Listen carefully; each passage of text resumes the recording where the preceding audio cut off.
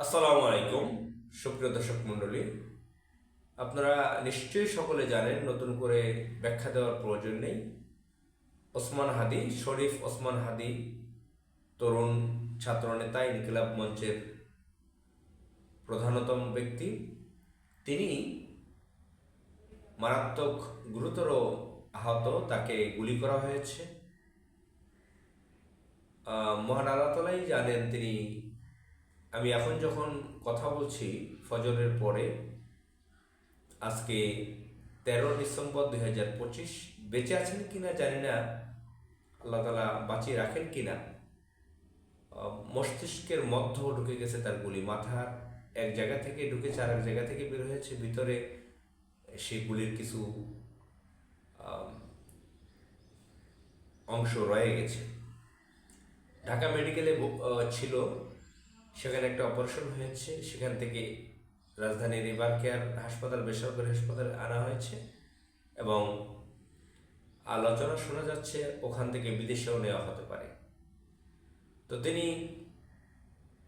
আমরা সকলে তার জন্য দোয়া করি, যারা দেশকে ভালোবাসি, ইসলামকে ভালোবাসি। আমাদের এই ভাইকে আল্লাহ সুস্থ করে দিক, জীবিত রাখেন, নেক হায়াত দান করুক। বাংলাদেশের কোটি কোটি ধর্মপ্রাণ মুসলমানদের দোয়া তার জন্য, বিদেশে বসবাসরত কোটি কোটি মুসলমানদের দোয়া তার জন্য। আমরা এই ওসমান হাদিকে ব্যক্তিগতভাবে তার সাথে পরিচয় নাই, কথা হয় নাই, কিন্তু ভালোবাসা আমাদের মতো কোটি কোটি মানুষের, বিভিন্ন বয়সের মানুষের। ওসমান হাদি আমার থেকে অনেক ছোট বয়সী, কিন্তু বিভিন্ন বয়সের, আমার মতন বয়সী, আমার থেকে ছোটরা, বড়রা, বিভিন্ন বয়সের নারী পুরুষ, দেশের কারণে, ইসলামের কারণে তার প্রতি ভালোবাসা, সম্মান। তিনি আমার কাছে, যে তরুণরা জুলাই যোদ্ধা, তিনি একজন জুলাই যোদ্ধা হিসেবে পরিচিত, যারা কথা বলেন বিভিন্ন সময় মিডিয়াতে, সবচেয়ে বেশি ভালো লাগে এই ওসমান হাদির কথা, অন্যতম ভালো লাগা। দেশের পক্ষে, ইসলামের পক্ষে কথা বলেন, ফজরের নামাজ পড়েন নিয়মিত, সেটাও বোঝা যাচ্ছে। তিনি একজন আলেম পরিবারের সন্তান, দেশপ্রেমিক।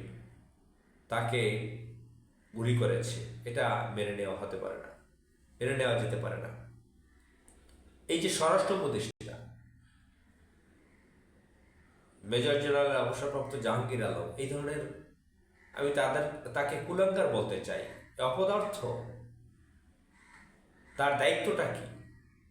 এই যে সংস্থাগুলো আছে, সিআইডি, এনএসআই বা যে ডিজিএফআই, সেনাবাহিনীর যে গোয়েন্দা সংস্থা আছে, তাদের এত ক্ষমতার কথা শুনি।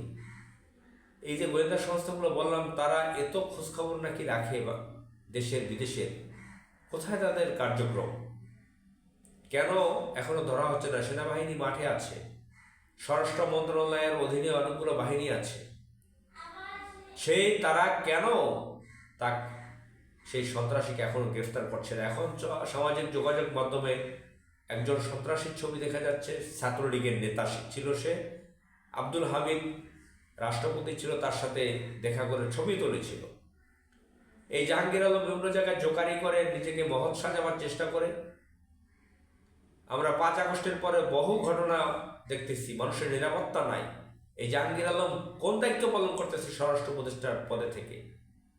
আর আমরা আজ করতে পারতেছি যে তফসিল ঘোষণার পরদিনই এই গুলি ওসমান হাদির উপরে।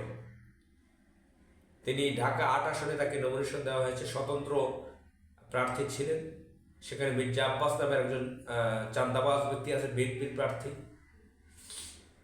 তো যাই হোক, আমরা আপাতত এখন দেখতে পেলাম সিসিটিভি বা সামাজিক যোগাযোগ মাধ্যমে যেটা দেখিয়েছে, ছাত্রলীগের এক নেতা। এখন তাকে বাংলাদেশের সচেতন মানুষ বা ভারতের গোয়েন্দা সংস্থার নাম বারবার বলছে। তারা বাংলাদেশে সুষ্ঠু কোনো নির্বাচন আসলে তারা তাদের বিভিন্ন কিলারদের বাংলাদেশে ছেড়ে দেয়, অনুপ্রবেশ ঘটায়, আমাদের বাংলাদেশকে অশান্ত করতে চায়, অস্থিতিশীল পরিবেশ তৈরি করতে চায়, আমাদের দেশপ্রেমিক মানুষদেরকে মেরে ফেলতে চায়। হাদি ভারতের আধিপত্যবাদের বিরুদ্ধে কথা বলতো, দিল্লির আধিপত্যবাদের বিরুদ্ধে কথা বলতো, সন্ত্রাসীর বিরুদ্ধে, চাঁদাবাজির বিরুদ্ধে, ফ্যাসিবাদের বিরুদ্ধে কথা বলতেন।